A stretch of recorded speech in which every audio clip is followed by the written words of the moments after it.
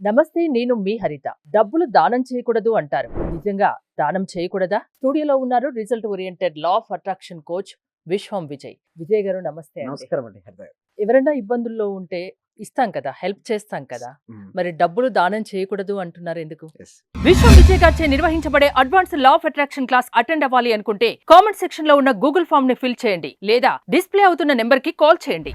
ధర్మో రక్షిత రక్షిత యద్భావం తద్భవతి. అయితే ఇక్కడ దానం అంటే ఏంటంటే అపత్ర దానం అండి. అంటే ఎవరికి కూడా ఊరికే మనీని ఇవ్వకూడదు. మీరు ఇట్లా వెళ్తుంటారండి. ఓకే. ఎవరో ఒకళ్ళు అడుగుతూ ఉంటారు. ₹1 మనీ, ₹5 టెంపుల్ ముందు కావచ్చు, బయట కావచ్చు. సో చాలా మంది ఏం చేస్తుంటారు ఇచ్చేస్తుంటారు. ఏంటి ఆ రూపాయే కదా, ₹2 కదా. ఎవరైతే కర్మ జరగకముందు ఇస్తారో వీళ్ళ నుంచి మనీ లాగేస్తారు.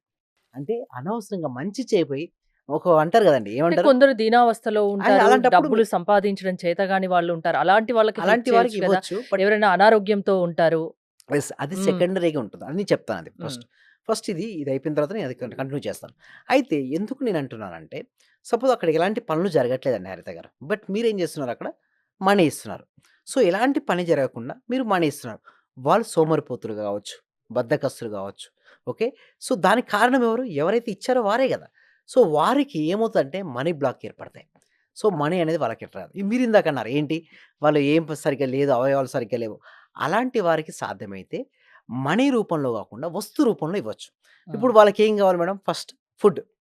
ఫుడ్ ఇవ్వచ్చు. అన్నదానం జేయొచ్చు కదా! హ్మ్. వస్త్రదానం జేయొచ్చు కదా! సో, ఆల్టర్‌నేట్‌లో ఏదైతే ఉందో మాక్సిమం అదేకి ఎళ్ళాలి గానీ, ధన రూపంలో అంటే డబ్బు రూపంలో దానం గాకుండా, వస్తు రూపంలో దానం చేయగలిగితే మాత్రం ఎక్సలెంట్ అండి. హ్మ్. ఎందుకు నేనిక్కడ మనీ అంటున్నానంటే, మనీ ఎప్పుడన్నా ఒకటి ఎళ్తే మాత్రం ఏదో ఒకటి పని జరగాలి. పని జరగకపోతే ఏమవుద్దంటే యూనివర్స్‌లో విశ్వ నియమాలకు విరుద్ధం అది. అంటే మీరనొచ్చు, అతను ఏ పని చేసుకోలేడు గదా! ఏం చేసుకోలేడు అంటే, మీరు ఏదైతే ఇద్దాం అనుకుంటున్నారో అది వస్తు రూపంలో ఇవ్వచ్చు. అంటే లైక్ అతనికి డ్రెస్ కొనిద్దాం అనుకున్నారు. డ్రెస్ డైరెక్ట్ ఇవ్వచ్చు.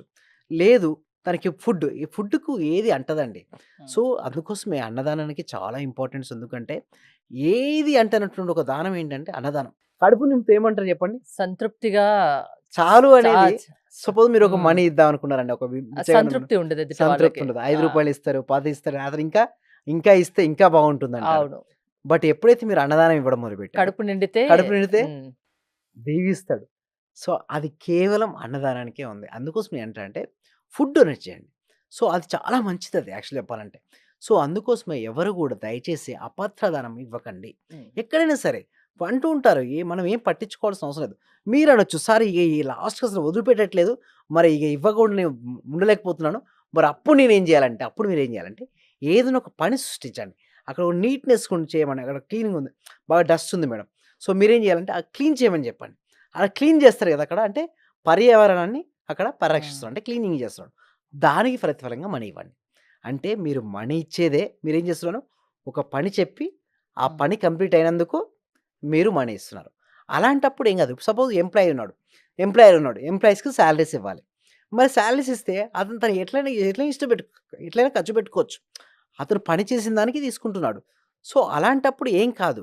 బట్ పని జరగక ముందు మాత్రం ఎవరు గూడా హ్మ్. ఎవరికీ ఒక్క రూపాయి గూడా దయచేసి ఇవ్వకండి. హ్మ్. ఏమి కాదు యాక్చువల్‌గా.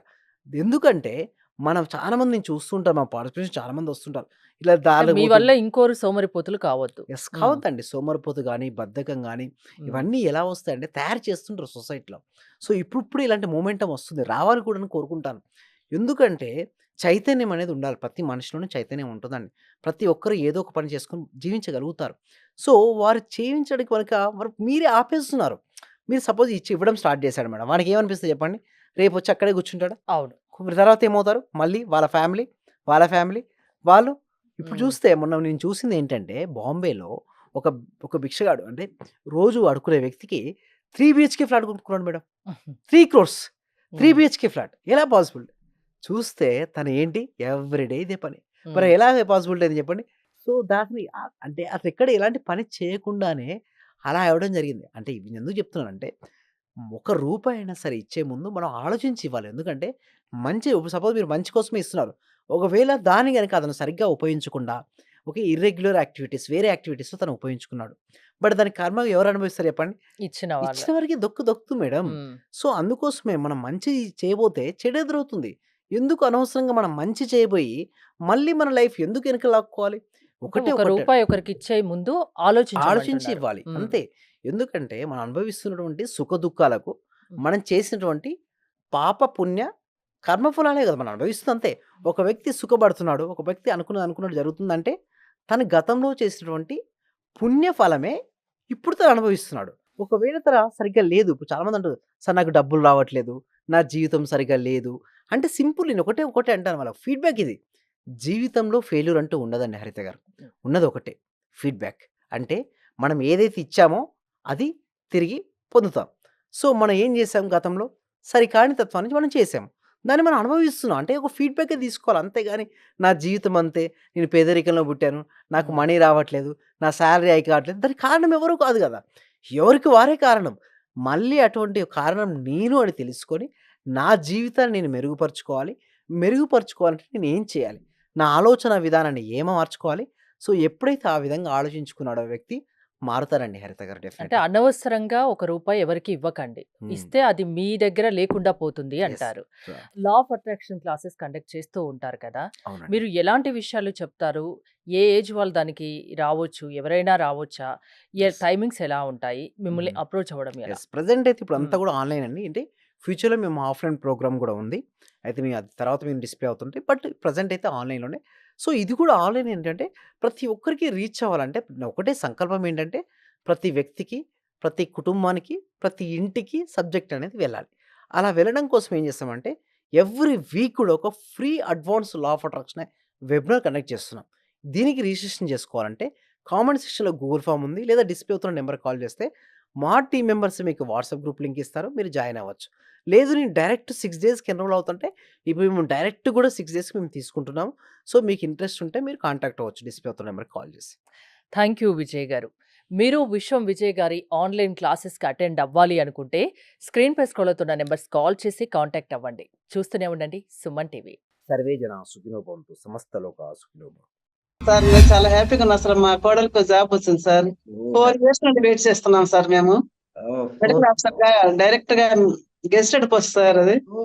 చాలా హ్యాపీ సార్. అలాగే సార్ నా ఆర్థిక బిల్లులు కూడా చాలా వరకు క్లియర్ అయినాయి సార్. నాకు బ్లాక్ పేపర్ ప్రతి సండే, ప్రతి అమావాస్య చేస్తున్నాను సార్. నేను రెగ్యులర్ గా చేస్తున్నాను సార్. నేను చాలా హ్యాపీగా ఉన్నాను సార్. మీ క్లాస్ నేను కంటిన్యూ చేస్తాను సార్.